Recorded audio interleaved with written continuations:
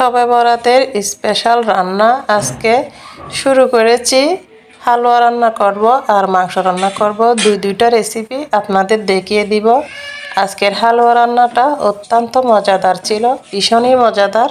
শুধুমাত্র দুধের উপরে এটা রান্না করেছি। তরল দুধ নিয়েছি 1.5 কেজি, আর এতটুকুই দুধ দিয়ে এটা রান্না করব। একেবারে মালাইয়ের মতো হয়েছে খেতে, এত টেস্টি।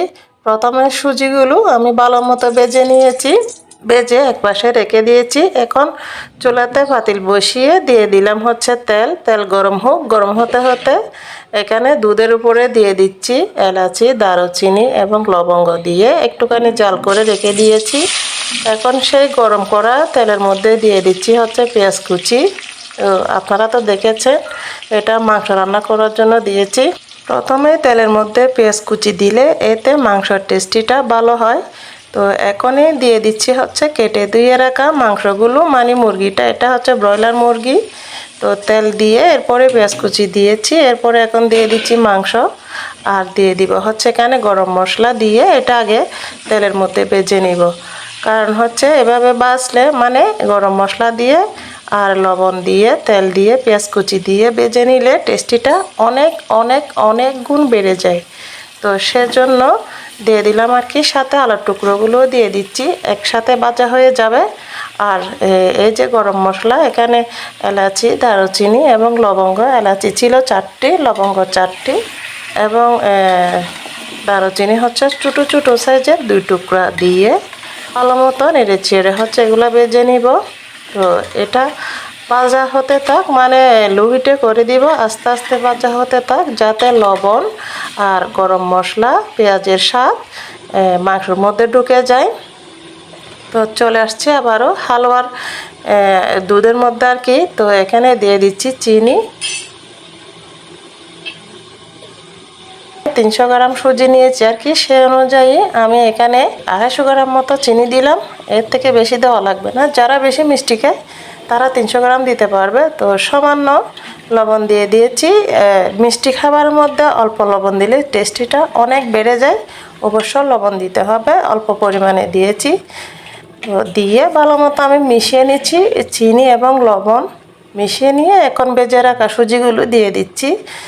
অবশ্য সুজিগুলো ভালো মতো ভেজে নিতে হবে, না হলে কিন্তু দলা পেকে যাবে আর খেতে ভালো লাগবে না, ফ্লেভারটাও নষ্ট হয়ে যাবে। তো ভেজে নিয়েছি, ঢেলে দিয়েছি আর কি, দুধের মধ্যে ঢেলে দিয়ে ভালো মতো নেড়ে চেড়ে মিশিয়ে নিচ্ছি। এখানে কিন্তু কোনো পানি দিয়ে নেই, শুধুমাত্র দুধ। এই দুধের উপরে এটা রান্না করে নিব। আর অবশ্য দুধের উপরে রান্না করলে এটা খেতে ভালো হয়। আর 300 গ্রাম সুজির মধ্যে 1.5 কেজি মতো দুধ লাগবে।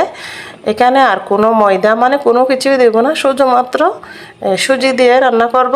ভালো মতো নেড়ে মিশিয়ে নিচ্ছি, অনবরত এটা নাড়াচাড়া করতে হবে, না হলে কিন্তু নিচে লেগে যাবে, আর লেগে গেলে এটা তিতা তিতা হয়ে যাবে। সেজন্য অনবরত নাড়ছি আর কি। আমি নাড়তে নাড়তে দেখিয়ে দিচ্ছি, এটা স্কিপ করতেছি না, আপনারা দেখার সুবিধার জন্য।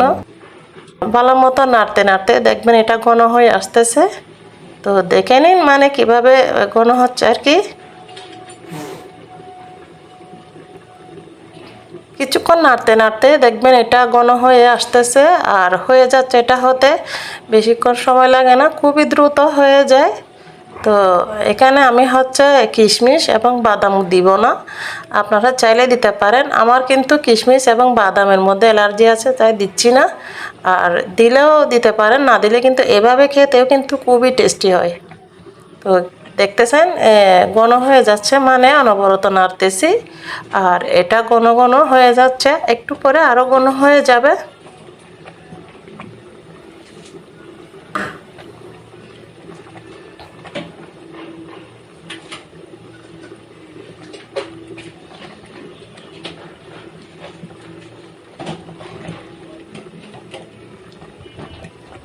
এই যে দেখুন একেবারে ঘন হয়ে গেছে।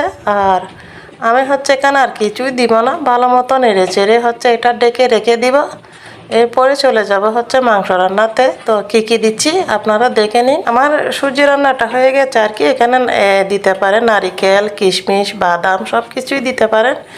তো আমি বাদাম দিলাম না, আর নারিকেল বাসায় ছিল, দিতে মনে ছিল না, তাই এটাও বাদ গেছে আর কি। তো এমনিতে কিন্তু এটা খেতে ভীষণই টেস্টি, এভাবে রান্না করলে কিন্তু অনেক মজাদার, আর বাচ্চারা তো এটা খুব আনন্দ নিয়ে খায়। তো এখন ডেকে আমি মাংসটুকু রান্না করে নিব।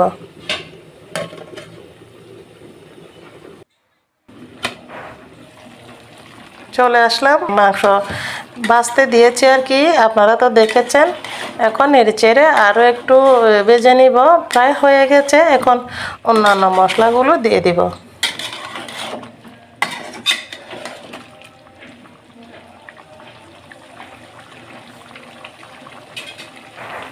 দিয়ে দিচ্ছি জারের জন্য 3 চা চামচ মতো মরিচের গুঁড়ো। যেহেতু আমি একটু ঝাল বেশি খাই তাই দিয়ে দিলাম। দিয়ে দিচ্ছি মশলার গুঁড়ো 2 চা চামচ। দিয়ে দিলাম হচ্ছে 1/2 চা চামচ হলুদের গুঁড়ো, আপনারা চাইলে কম বেশি করে দিতে পারেন। তো এখন দিয়ে ভালো মতো আগে মিশিয়ে নিচ্ছি। মিশিয়ে নেওয়া হয়ে গেলে এখানে দিয়ে দিব আরও অল্প পরিমাণে পানি, আর দিয়ে দিব আদা রসুন বাটা। লবণ তো আগে দিয়েছি, আপনারা দেখেছেন। তো দিয়ে এটা রান্না করে নিব, আর কিছুই দেওয়া লাগবে না। তো সব কিছু মিশিয়ে হচ্ছে এটা রান্না করে নিব। তো এতটুকুই হচ্ছে আমার রান্না। ভিডিওটা কেমন লাগলো বলবেন। পুরো ভিডিওটা দেখাতে পারি নাই, আমার অনেক বাসায় কাজ ছিল তাই। তো কেমন হয়েছে অবশ্যই জানাবেন।